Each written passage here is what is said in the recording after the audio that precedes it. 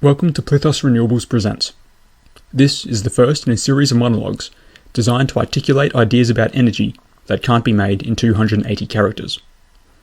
Plithos Renewables is a wave energy startup based in Brisbane, Australia. As an abundant source of renewable energy, the waves are yet to be harnessed in any meaningful way, at least compared to solar and wind resources. The reasons for this underutilisation lie in the severe marine environment the devices have to operate in. Engineering wave energy generators to survive the harsh seas off Tasmania or Scotland comes at a cost. Previous attempts, such as the Ocean Link's Green Wave, which cost $8 million Australian dollars to build, sunk during deployment. So with a string of previous failures, and an energy industry that would rather focus on apps and installing more solar panels, why chase the waves?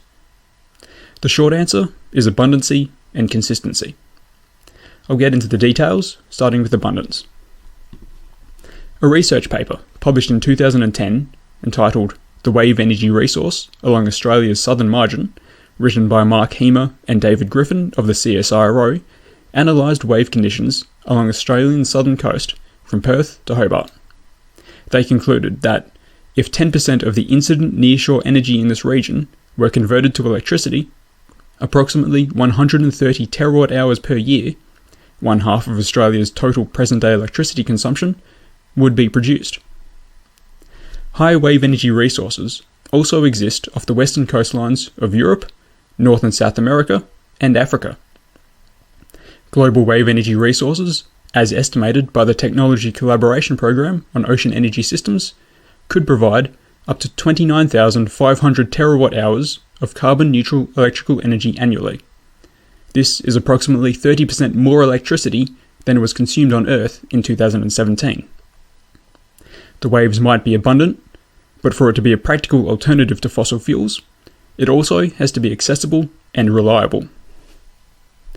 Decarbonising the grid requires carbon-based sources of energy, such as coal and natural gas, to be phased out in favour of renewables and, in some cases, nuclear. Coal is a baseload form of generation that works best when it is run consistently, while gas, due to its faster response time, can be turned on and off to meet intermittent and peak load when it's required. The power output of intermittent sources, like solar and wind, is out of our control. It is determined by how sunny or windy it is at any given time, and if electricity supply and demand are not balanced, this could result in system failure and blackouts, as observed in South Australia in February 2016. The intermittency could be predictable, like knowing when the sun goes down, or unpredictable, like moving cloud cover. The Germans, leaders in renewable energy development, have even coined the term Dunkelflaute to describe the fear of having inadequate sunshine or wind to maintain a viable supply of renewable electricity. The plan to avert grid destabilisation during this technological transition involves storing energy in batteries that are only currently suitable for providing short-term power, or by building natural gas plants for a dispatchable backbone. Ocean waves, while also variable in peak power, are always rolling in, particularly along Australia's southern coast. Back to the CSIRO's The Wave Energy Resource Along Australia's Southern Margin.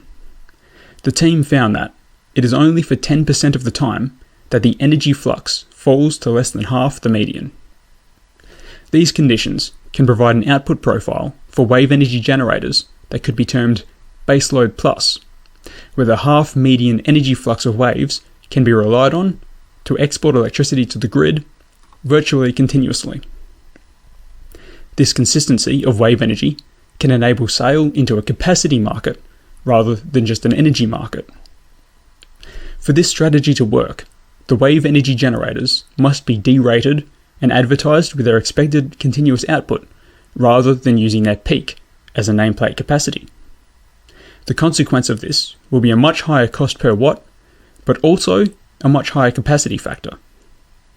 To compare some numbers, we can take a photovoltaic array at $1 per watt with a median capacity factor, according to data taken from the Transparent Cost Database, link in the description, of 20.3%.